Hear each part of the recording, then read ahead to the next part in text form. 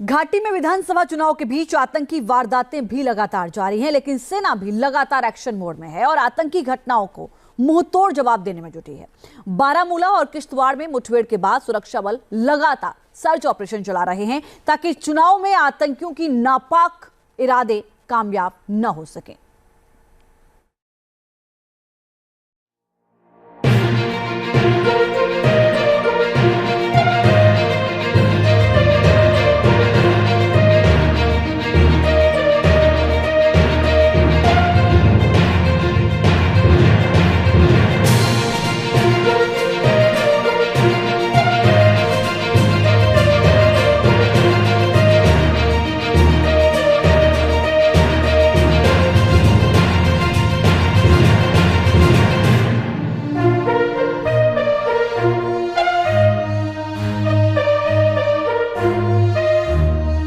छात्रू इलाके में मौजूद हैं, जहां पर सेना का एक बड़ा ऑपरेशन जो है वो यहां पर जारी है और लगातार आप तस्वीरों में यहां पर देख सकते हैं कि सेना जो है वो यहां पर उसकी मूवमेंट जो है वो साफ तौर पर देखी यहां पर जा सकती है।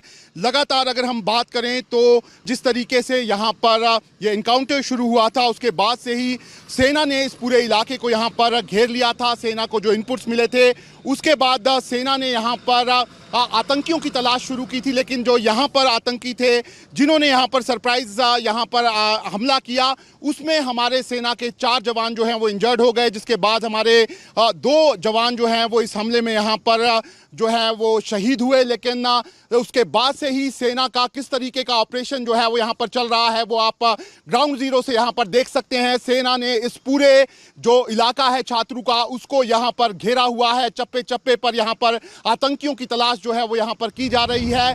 2 दिन पहले उधमपुर और कठुआ के बीच के बॉर्डर पर 2 विदेशी आतंकवादियों को ढेर कर दिया गया।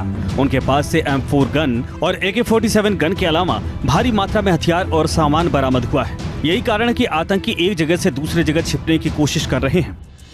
अगर हम पिछले कुछ महीनों की बात करें तो जो ये डोडा, किश्तवाड़, कठुआ और साथ ही साथ राजौरी, पुंछ और उधमपुर का इलाका है, यहाँ पर बताया जाता है कि 50 से 60 विदेशी आतंकी जो है उनकी मौजूदगी है, जिसको देखते हुए सेना के ऑपरेशन जारी हैं। इस साल 2024 में सुरक्षा बलों को कई बार कामयाबी मिल चुकी है और जम्मू कश्मीर में कई आतंकवादियों को ढेर कर दिया गया। साथ ही एशियन टेररिज्म पोर्टल की एक रिपोर्ट के मुताबिक इस साल 2024 में जुलाई के महीने में सुरक्षा बलों ने 13 आतंकवादियों को मार गिराया। जून के महीने में 11 आतंकवादियों को मार गिराया गया तो मई में 5 आतंकवादियों को खत्म कर दिया गया। अप्रैल में 4 आतंकवादियों को मार गिराने में सफलता मिली तो जनवरी में जवानों ने 1 आतंकी को ढेर किया था। 5 अगस्त 2019 में जब जम्मू कश्मीर से धारा 370 को हटाया गया तब से घाटी में लगातार बदलाव की बयार बह रही है। अमन चैन बढ़ता ही जा रहा है।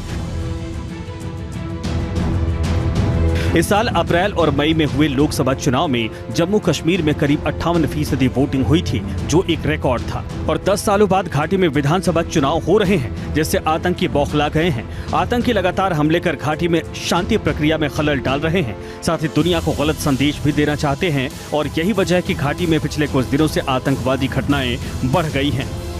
पूरा का पूरा इलाका यहाँ पर जंगल से घिरा हुआ है और इन्हीं जंगलों का फायदा इस समय आतंकी जो है वो यहाँ पर उठा रहे हैं। लेकिन यहाँ पर जो सुरक्षा बल हैं वो यहाँ पर पूरी तरह से तैयार हैं। चप्पे चप्पे पर निगरानी जो है वो यहाँ पर रखी जा रही है। यहाँ पर कई दूसरे जो यहाँ पर चुनावी कार्यक्रम हैं वो भी यहाँ पर लगातार चल रहे हैं। ऐसे में कोशिश यही है कि इन चुनावों में यहाँ पर खलल जो है वो किसी तरीके से डाला जाए, लेकिन यहाँ पर सुरक्षा एजेंसियाँ और सुरक्षा बल तैनात हैं और लगातार आतंकियों की सारी साजिशों को विफल कर रहे हैं।